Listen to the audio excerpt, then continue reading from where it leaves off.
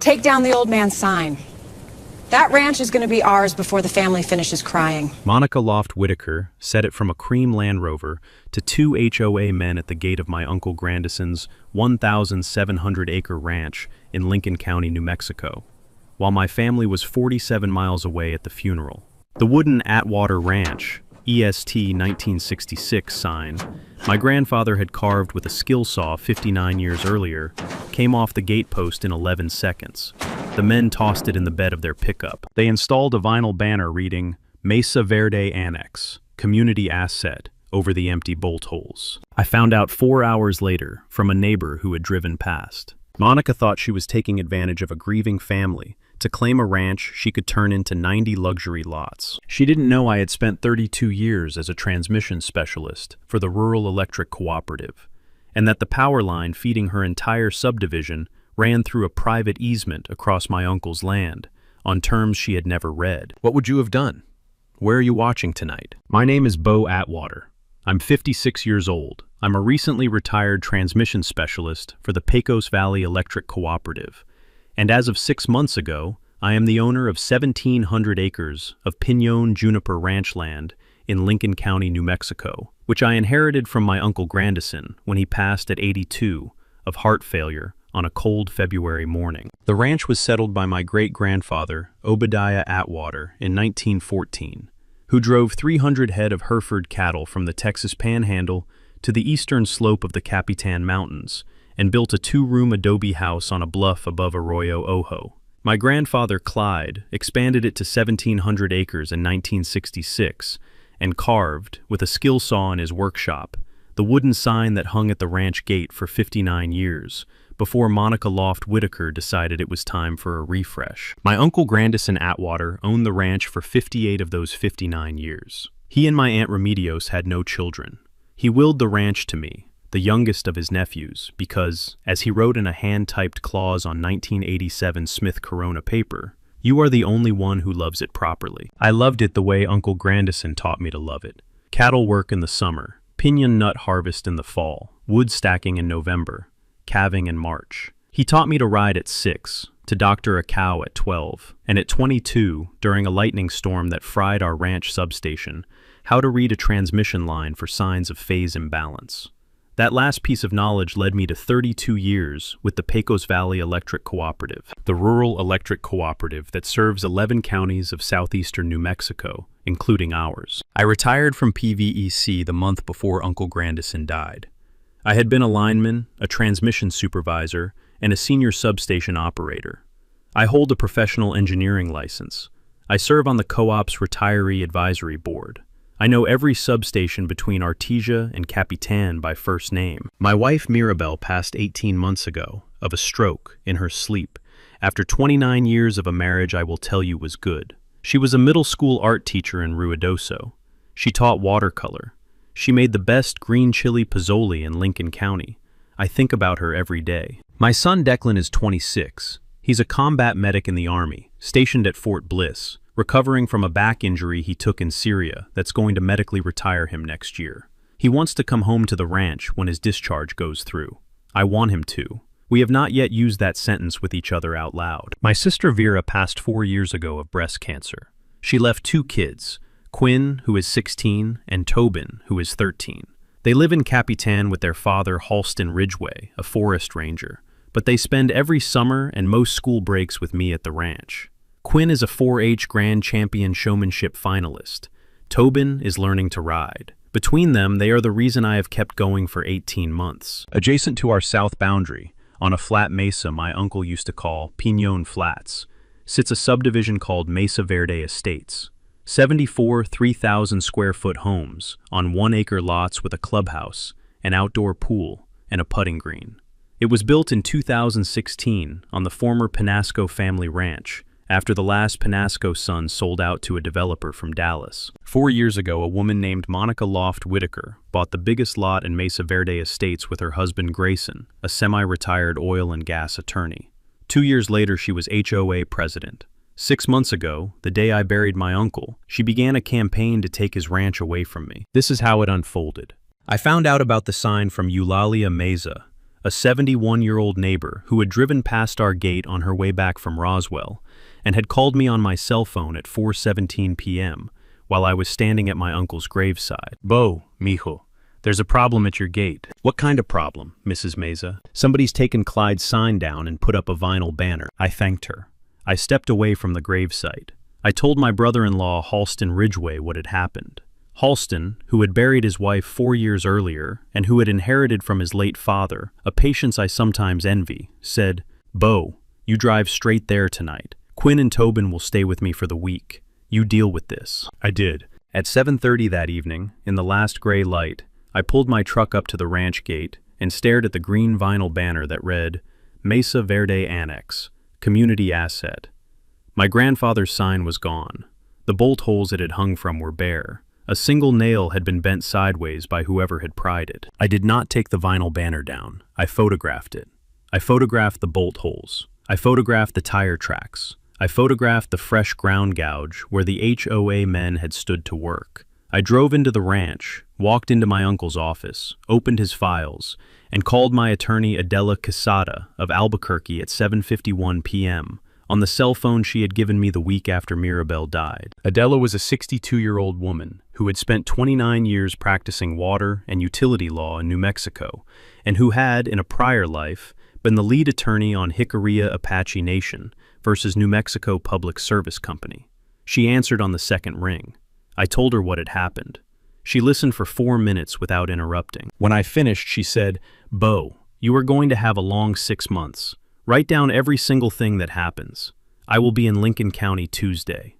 Tuesday morning, she arrived in a Chrysler 300 with a banker's box and a pair of cowboy boots that had seen court appearances in 6 western states. Over the next 10 weeks, Monica Loft Whitaker did 6 things in rapid succession. First, on Tuesday of the week following the funeral, her HOA filed a lawsuit in Lincoln County District Court, claiming a prescriptive easement over a 30-foot wide strip along our southern boundary, alleging that Mesa Verde Estates residents had walked their dogs on our property continuously for more than 10 years. Second, on Thursday of the same week, her husband Grayson filed a caveat with the Lincoln County probate judge, claiming my uncle's will had been improperly executed due to diminished capacity, and requesting a full evidentiary hearing on the transfer of title. Third, 2 Mondays later, the Lincoln County assessor, a man named Kirby Penrose, who happened to be a cousin of Monica's husband's law partner, issued a reassessment notice, retroactively denying our ranch's agricultural tax exemption for the prior 3 years and demanding back taxes of $342,000, payable in 90 days. Fourth,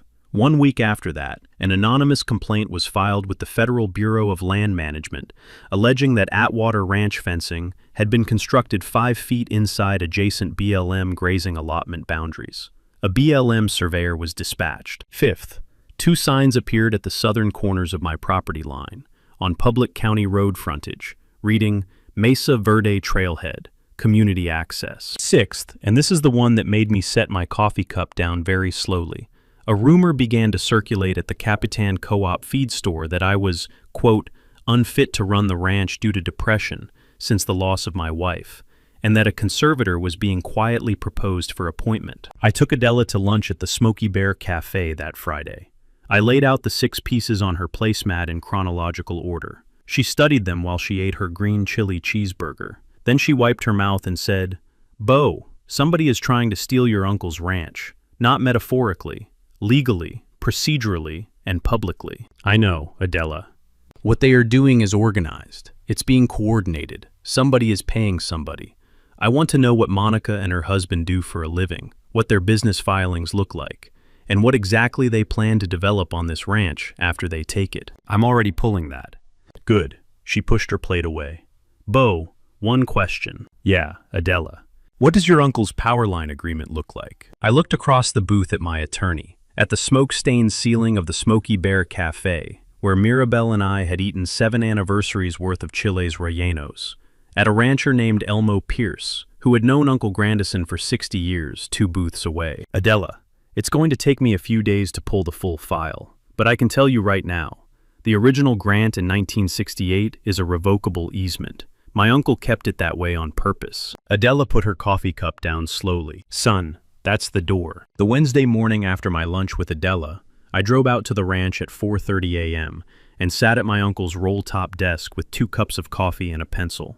Uncle Grandison had kept his files the way his father had kept his, alphabetical, by category, in waxed manila folders with handwritten labels. I opened the drawer marked Power Lines. Inside were 4 folders: Easement, 1968, Tap, 2016, Correspondence, and a smaller folder labeled, in my uncle's neat block printing, Just in Case. I opened the last one first because of the handwriting. Inside was a single page, dated August 14th, 2021, about 3 months after he had first drafted the will that gave me the ranch. Bo, it read, the power line across the north section is a revocable easement, which I held at sufferance on purpose. In 2016, the Mesa Verde people tapped it without my knowledge, and the co-op let them do it without coming to me. I let it slide because the fight wasn't worth my remaining years. It may be worth yours. The original clause is in the main file. Ask Orson Tafoya about it if you need to. He remembers what I remember.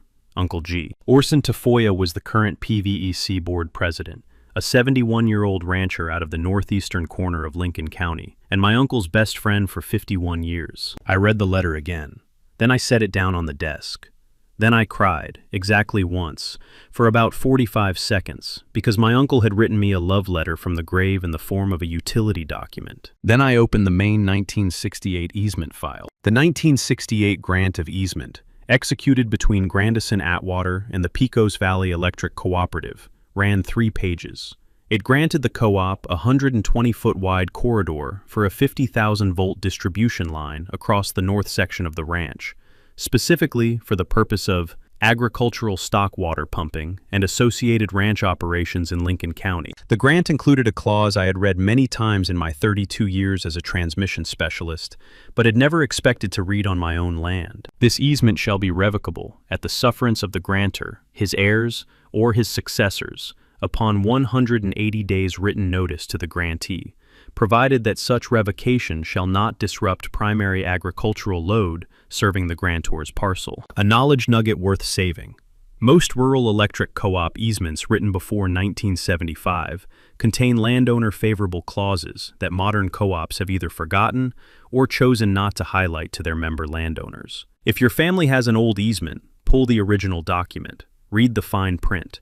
You may be holding more leverage than you realize. The 2016 TAP file was 2 pages. A single internal memo from a PVEC engineer named Melvin Tubbs had authorized a residential distribution tap off Uncle Grandison's agricultural easement to serve Mesa Verde estates, citing good neighbor customary practice.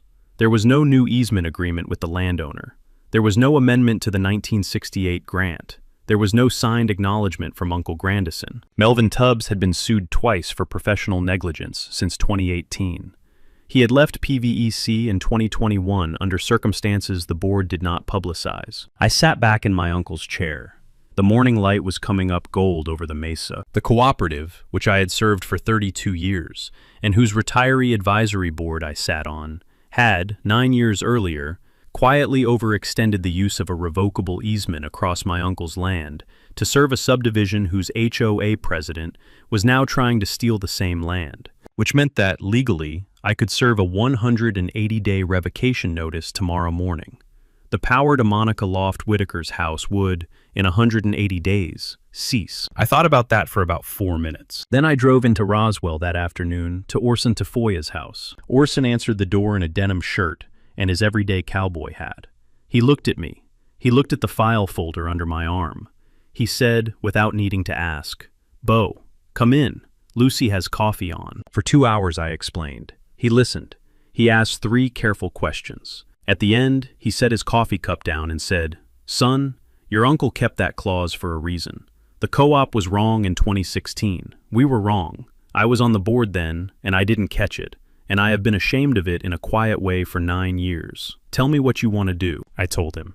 He smiled, very slightly, in the way 71-year-old Hispanic ranchers smile when they recognize a fight they've been waiting for. "Bo, the board will back you.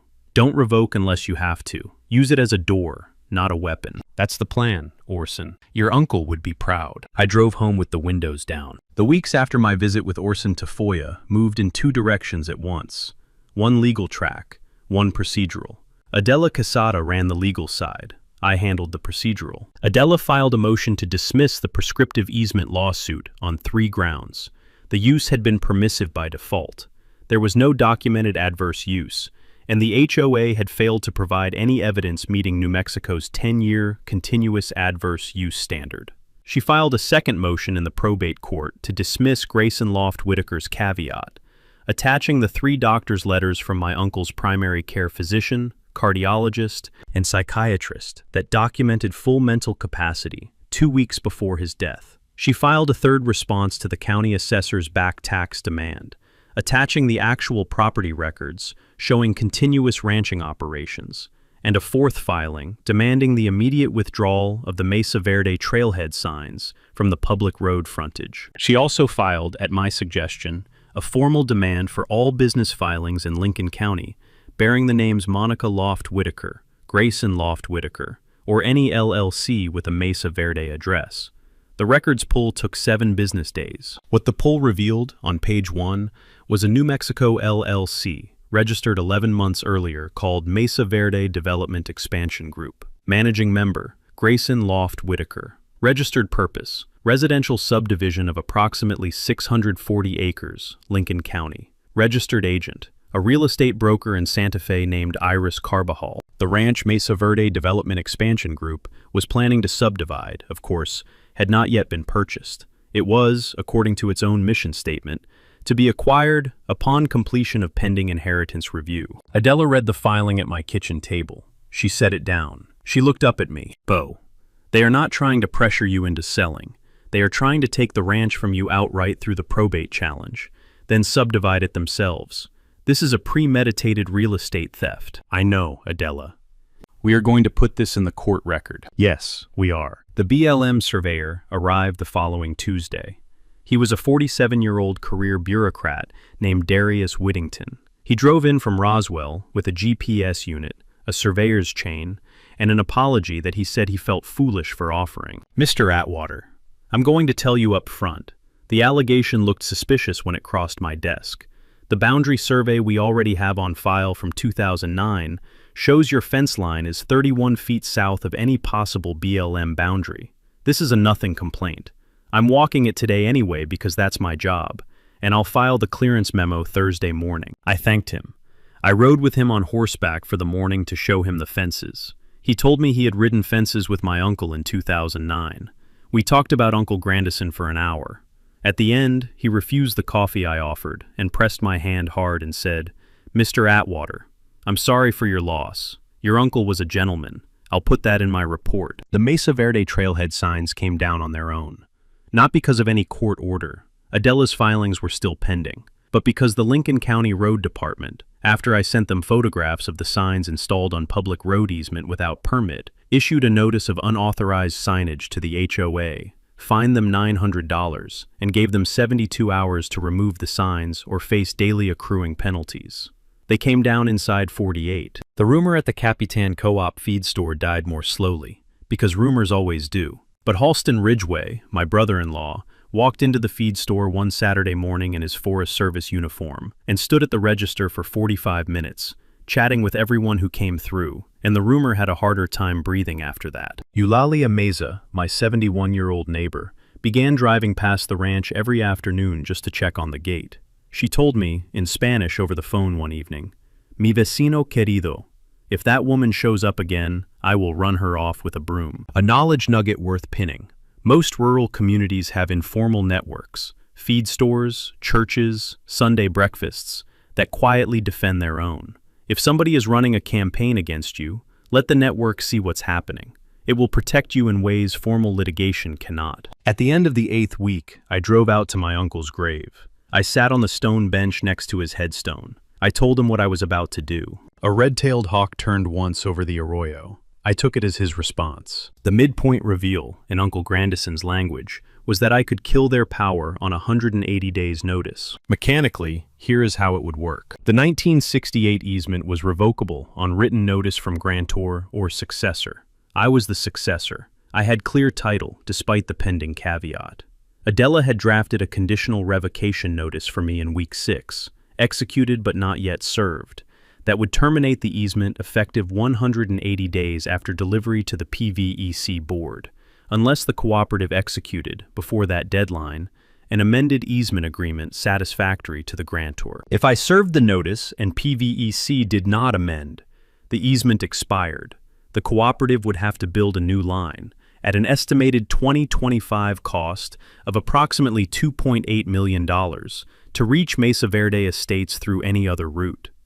During construction, which PVEC's own engineering staff had informally told me would take 17 to 24 months, every home in Mesa Verde Estates would need to be served by temporary generator at a per-house monthly cost the HOA could not possibly absorb. If I served the notice and PVEC moved to amend, the cooperative would be forced to the bargaining table, with me as a member landowner with vastly stronger leverage than Uncle Grandison had held in 2016.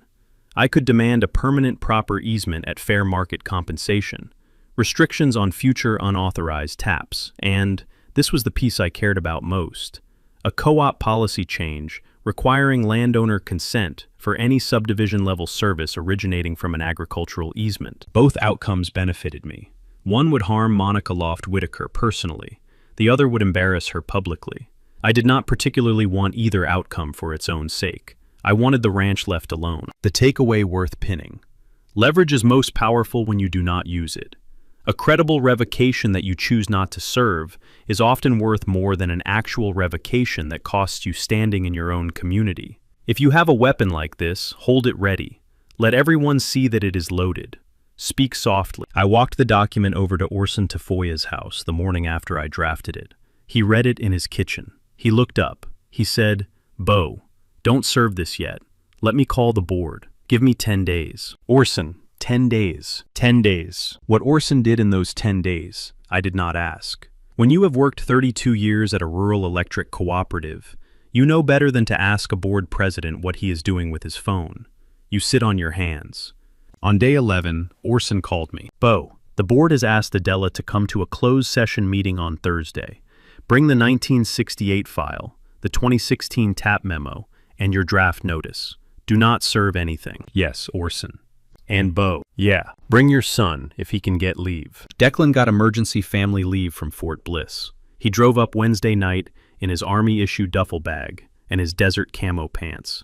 He hugged me for a long time at the kitchen door. He looked at Mirabelle's photograph on the wall. He said, "Dad, I'm here." Thursday morning, Declan, Adela Casada, and I drove to the PVEC headquarters in Roswell. The Pecos Valley Electric Cooperative boardroom is a fluorescent-lit rectangle on the second floor of a 1972 brick building in downtown Roswell.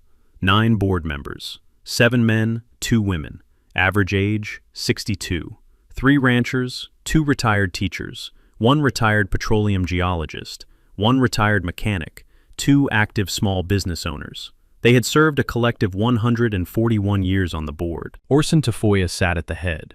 To his right sat the general manager, a 49-year-old engineer named Bernadette Putzek, who had taken the job 18 months ago after the prior general manager retired, and who had, I learned that morning for the first time, been spending those 18 months quietly auditing every legacy easement in the cooperative service territory. Adela Casada presented first, in her charcoal court suit, with the 1968 easement and the 2016 TAP memo projected on a pull-down screen. She walked through the timeline in 11 minutes. She ended with one sentence. "Members, you are here because your cooperative made a quiet mistake in 2016, and because a current member landowner has the legal leverage to revoke, but has chosen, instead, to give you a chance to fix it." Bernadette Putzek spoke next. She presented, on her own initiative, without prompting, the 18-month audit she had been quietly conducting. She had identified 41 separate rural landowner easements in which the cooperative had, over the decades, either extended service beyond the original grant or allowed taps without renegotiating the underlying agreement. Mesa Verde Estates was not the worst of those 41.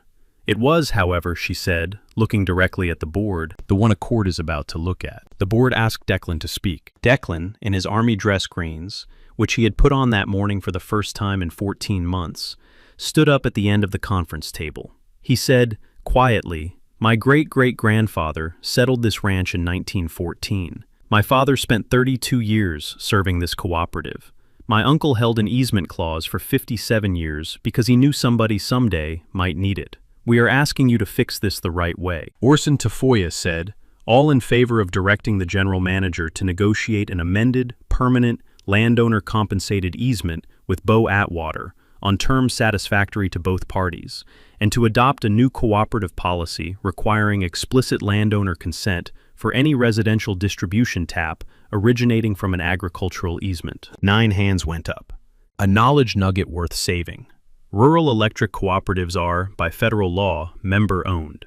If you are a member and a decision needs to be made, you have more voice than in a corporate utility. If you have not been to a member meeting in 10 years, go to the next one. You may find you matter. Bernadette Pusek turned to me after the vote. Mr. Atwater, I apologize for my predecessor's decision in 2016. I apologize on behalf of a cooperative that should have protected your uncle. What terms would you like? I had walked in with a list on an index card. Adela had rehearsed them with me at breakfast. I read them out. 1. Permanent proper easement at documented fair market compensation, with automatic triennial review, $2,500 monthly, adjusted for inflation. 2. All monthly compensation to flow directly into a registered 501c3 legacy foundation, to be administered by my family and by PVEC jointly, whose mission would be rural heritage, youth ranching scholarships, and veterans land therapy programs. 3. A new cooperative bylaw requiring written landowner consent for any residential distribution tap originating from an agricultural easement. 4. A formal letter of apology from PVEC to the Atwater family, to be read at the next annual member meeting, acknowledging the 2016 unauthorized tap. 5. Immediate PVEC filing of a formal complaint with the New Mexico Public Regulation Commission against Grayson Loft Whitaker's Mesa Verde Development Expansion Group for attempted interference with utility infrastructure planning. Bernadette Pusek blinked once. Mr. Atwater, forgive me. Would you repeat item 5? Mr. Loft Whitaker has quietly been lobbying this board's previous general manager for permission to relocate the transmission line away from my property so he could subdivide my uncle's ranch. He has an LLC filing registering his intent. It is a documented conflict of interest. I would like the PRC to review it. Bernadette did not blink again.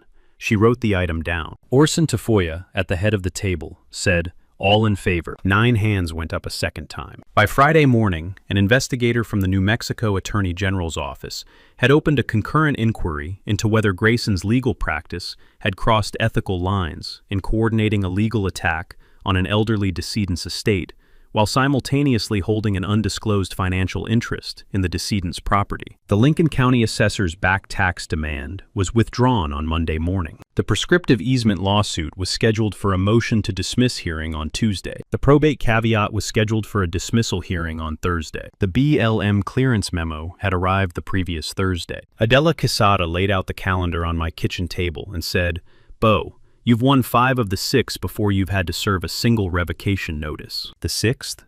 The public rumor.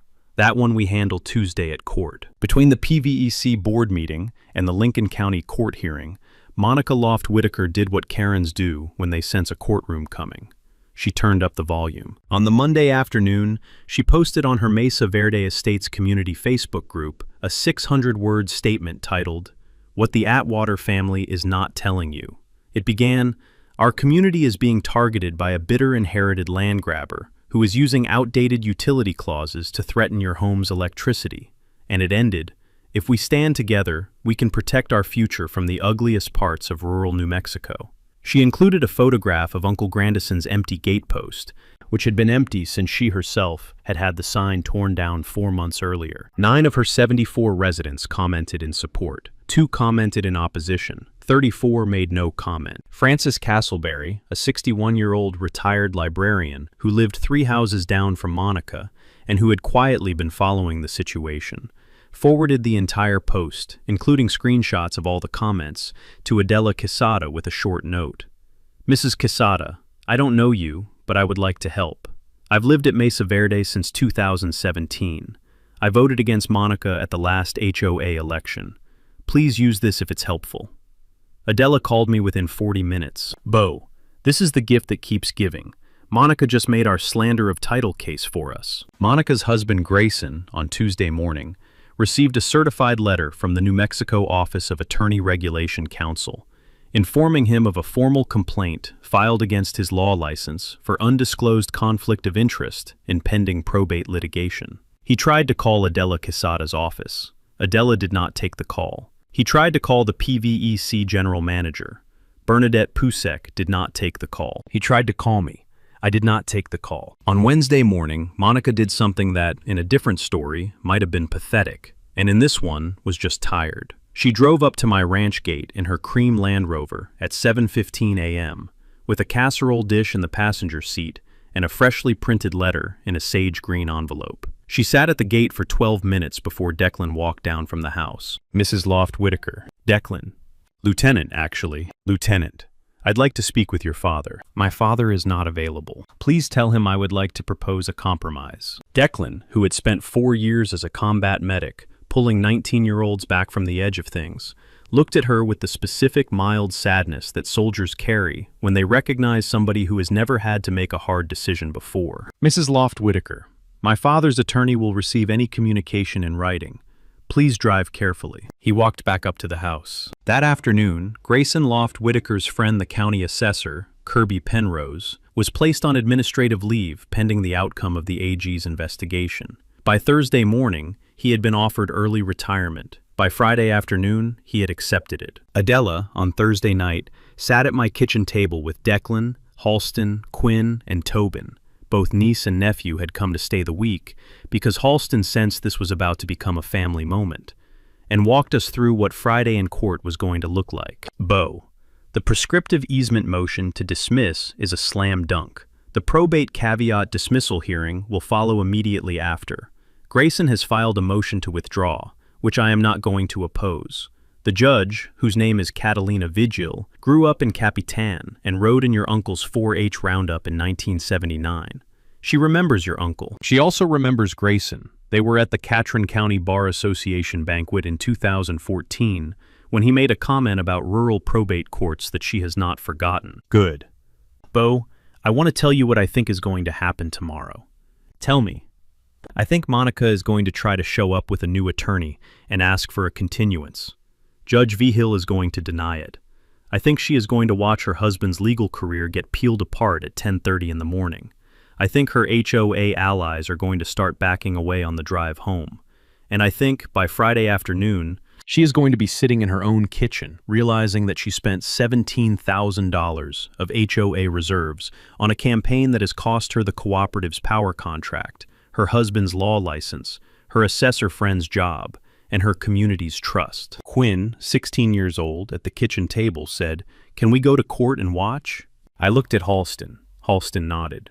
Declan across the table said, "Quinn, bring a pen, take notes." "Okay, Uncle Declan." Tobin, 13, asked, "Is it going to be sad?" I said, "No, buddy. It's going to be the opposite of sad. It's going to be the river finding its own level again."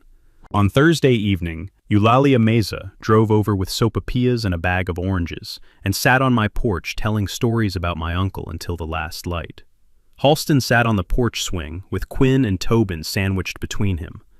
Declan sat on the porch rail with his cane across his lap. His back injury still bothered him at day's end. Adela Quesada was in the kitchen on the phone with PVEC's legal counsel. Eulalia turned to me as the first stars came out. "Me, Joe. Your uncle told me once, in his kitchen, that if I ever needed anything he would help me. He helped me 3 times over the years. He never asked for anything back. The 4th time I needed help, he was in the hospital. I could not ask him. I want you to know, I want it on the record tonight, on this porch, in front of your family, that I owe the Atwater family 4 favors. Tomorrow morning in court, if that woman sets 1 foot out of line, I will walk up to the witness box myself and testify about who your uncle was." "Eulalia, you don't have to." "No, mijo.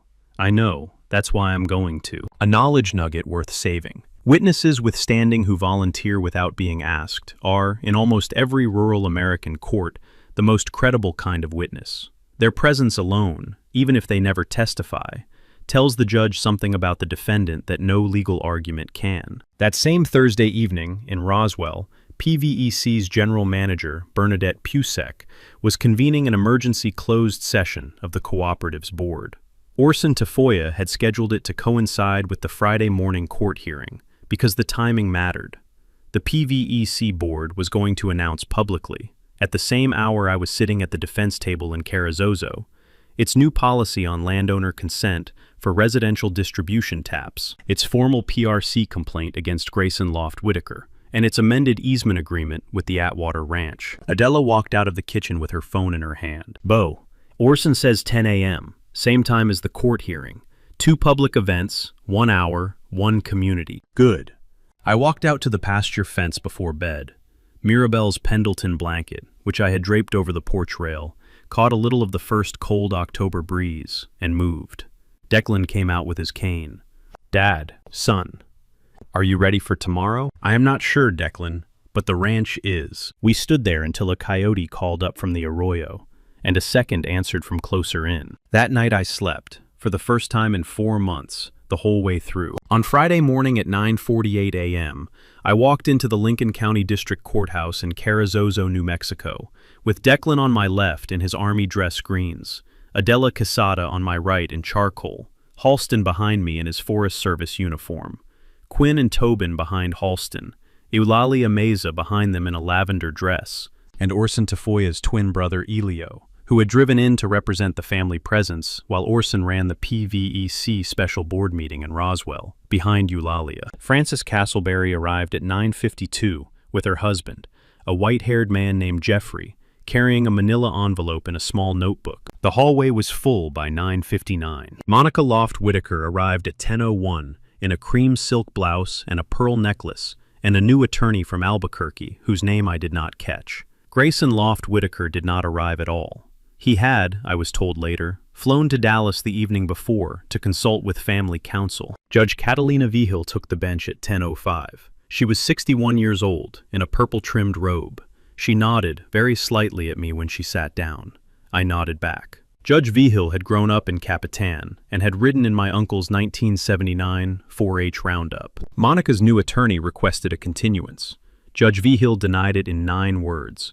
Counsel, this matter has had its day. We proceed. Adela argued the prescriptive easement motion to dismiss in 13 minutes. The new attorney offered a 20-minute rebuttal that Judge Vigil interrupted 3 times, each time with a quiet procedural correction that reminded the attorney he had not read the Lincoln County local rules.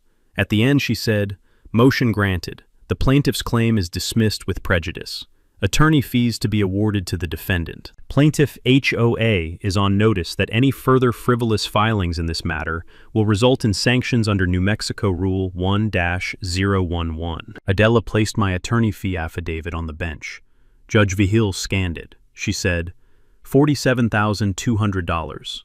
Granted. Payable within 90 days. Monica, at the plaintiff's table, turned a color I have seen on cardiac monitors. The probate caveat dismissal followed immediately. Adela handed Judge Vigil the Attorney Regulation Council complaint file on Grayson. The judge, her mouth a hard flat line, said, "I see. Mr. Loft Whitaker having withdrawn himself from this proceeding by failure to appear, the caveat is dismissed. I am referring this matter to the Office of Attorney Regulation Council for," she paused, "further attention." At 10:37 a.m., Frances Castleberry stood up from her seat in the gallery. "Your Honor, if I may." Judge Vigil looked over her glasses. "Ms. Castleberry, I am a resident of Mesa Verde Estates, and I believe I have a document the court would find relevant." Judge Vigil nodded. "Approach." Frances walked up with her envelope. She handed it to the bailiff, who handed it to the judge. The judge opened it. She read the Facebook post silently. She read 2 of the top comments. She looked up at Monica. "Mrs. Loft Whitaker, this post, which appears to name the Atwater family, is from Monday of this week, correct?" "Your Honor, Yes or no, Mrs. Loft Whitaker?" "Yes." Judge Vigil looked at Frances. "Ms. Castleberry, may I ask why you brought this?" Frances, in her beige cardigan, with her husband standing beside her, said, "Your Honor, my mother-in-law Mildred was a school teacher in Capitan. She knew Grandison Atwater for 41 years. Mildred would have been sickened to see a neighbor speak about the Atwater family the way this post does. I am here on my mother-in-law's behalf. And I am here because I voted against Mrs. Loft Whitaker at the last HOA election, and I am going to run against her at the next one." The gallery was silent. Judge V. Hill said, "Thank you, Miss Castleberry. Your statement is entered into the record. Plaintiff is referred to the court's slander of title statute for potential private civil action by Mr. Atwater, and for potential sanctions for conduct unbecoming a party during active litigation." The gavel came down at 10:41. Meanwhile, 47 miles away in Roswell, Bernadette Pusek and Orson Tafoya were standing at a press microphone at PVEC headquarters. They had scheduled the 10 a.m. press event to coincide exactly with the court hearing. 4 regional television affiliates were there: a Santa Fe, New Mexican newspaper reporter, a Roswell Daily Record reporter, and a stringer for the Albuquerque Journal were in the front row. At 10:43, 2 minutes after my gavel, Bernadette read the 3-point press statement, the Atwater Easement Amendment, the new Cooperative Landowner Consent Policy, and the PVEC complaint to the New Mexico Public Regulation Commission, naming Grayson Loft Whitaker. The reporter from the Albuquerque Journal asked, on camera, whether the named Grayson Loft Whitaker was the same Grayson Loft Whitaker who was, at that moment, the subject of an attorney regulation complaint in Lincoln County District Court. Bernadette said, "That is what we understand." The headline in the Sunday Albuquerque Journal, 3 days later, was, "Rural Co-op exposes HOA developer scheme. Attorney faces review. Rancher wins." Outside the Carrizozo courthouse that Friday morning, Declan put his hand on my shoulder. "Dad, is that what a courtroom mic drop sounds like?" "Son, that is what the river finding its level sounds like." Quinn, 16 years old, standing beside me with her notebook, said quietly, "Uncle Bo, I took notes. Can I post some of them to 4H? Only the ones about how the judge said the hearing had its day, honey." "Okay." Halston, my brother-in-law, put his arm around my shoulders. "Bo, your uncle would have liked today." "Yeah, Halston, he would have." The Mesa Verde Estates HOA paid my $47,200 attorney fee within 60 days. Monica Loft Whitaker resigned as HOA president the following Tuesday. At the special election the next month, Frances Castleberry won by a vote of 48-19. Her first act was a formal written apology letter to the Atwater family, signed by every household that had voted for her. Grayson Loft Whitaker's New Mexico law license was suspended for 18 months at the conclusion of the Attorney Regulation Council review. Mesa Verde Development Expansion Group, LLC, was dissolved under PRC order. Their home at Mesa Verde Estates went on the market 43 days after the court hearing and sold, at a loss, to a young Carlsbad family, who now invite Quinn and Tobin over to ride horses with their daughter. Monica and Grayson moved to Scottsdale, Arizona. Monica deleted her Facebook within a week of the Albuquerque Journal article. Grayson, I am told by people who still know him, does not play at the Dallas Country Club anymore. The PVEC Easement Amendment, signed 61 days after the hearing, provides a permanent proper easement with a monthly landowner compensation of $2,500. Adjusted triennially for inflation. Every dollar of that compensation flows directly into the Grandison Atwater Ranch Legacy Foundation, which my son Declan and I incorporated as a New Mexico 501c3 nonprofit 3 weeks after the hearing. Orson Tafoya serves on the board. So does Adela Quesada. So does Frances Castleberry. The foundation does 3 things. First, it provides 4-year ranching scholarships to young people in Lincoln, Chavez, and Otero counties, who are the first in their families to attend college, and who intend to return to family ranches. The first class of 4 scholarship recipients includes Quinn's best friend, Corey Ballard. Second, it operates a working lands heritage program that helps young ranchers stay on family ranches by providing pro bono land title, utility easement, and estate planning consultations. Adela Quesada drives to Carrizozo 3 Saturdays a year to run the program's clinic. Declan assists on the veterans intake. Third, it runs an annual Veterans on the Land retreat, 5 days in November on our ranch for combat medics and corpsmen recovering from service injuries. Declan designed the curriculum himself. The first retreat hosted 11 medics from 3 branches. 2 of them asked whether they could come back to work the spring calving. Declan said yes. My son medically retired from the Army on the 1st of March. He drove up from Fort Bliss in his duffel bag and his rehab brace, and he slept in his old bedroom for 3 nights before he told me, over coffee on the 4th morning, that he was staying for good. His back is better. The work is slow and hard, and it sets his bones in a rhythm the pain pills never did. He still carries his medic's aid bag in his truck. He says he does not mind. Quinn and Tobin spend weekends and summers at the ranch. Quinn showed a Hereford heifer at the Lincoln County 4-H show in September and won Grand Champion showmanship. Tobin learned to ride a Greenbroke quarter horse named Bandit the following week.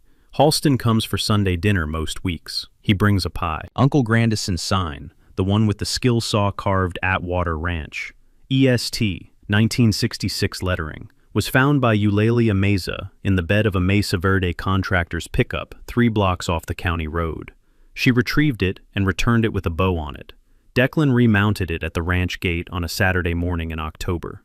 Mirabelle's Pendleton blanket had by then moved from the porch railing to the back of the couch in my uncle's old office, where I now sit in the evenings to read the Foundation Mail. On the first anniversary of Uncle Grandison's death, I drove out to his grave at dusk. I sat on the stone bench. I told him what had happened. I told him the ranch was fine. I told him the river had found its level. A red-tailed hawk turned once over the arroyo and was gone. If this story has a lesson, it is that leverage you choose not to use is the most valuable thing you own. If your family has a 50-year-old easement somewhere in a manila folder, read it this winter. And if you have your own HOA story worth telling, leave it in the comments. I read every single one. Subscribe for next week's, where a coastal HOA decides a widow's family oyster lease belongs to the community and learns what eelgrass law looks like in the First Circuit. I'll see you there. What made Monica love we take a look wasn't Bo Atwater's easement. It was her certainty that a widow's 56-year-old rancher would be too grief-stunned to read the ustinity paperwork his uncle had left behind. She mistook Bo's quietness for weakness. She mistook a 57-year-old easement clause for a forgotten document. She never asked before she tore down a hand-carved 1966 sign while a man was burying his uncle, whose in-depth valet was still awake. Bo's real advantage wasn't his engineering license. It was his restraint. A man who could have served power to 200 homes instead sat down with the corporative new general manager and reviewed the easement as the thing everyone in the valley would benefit from. The $2,500 that now arrive every month from the cooperative flows directly into scholarship and veterans programs. That is what a quiet weapon looks like when you choose to keep it shut. If your family has a 50-year-old easement in a Manila folder, read it this winter. Drop your own HOA story in the comments. I read every single one. Subscribe for next week, where coastal HOA decides a widow oyster lease belongs to the community and learns what eelgrass law looks like in federal court. I'll see you there.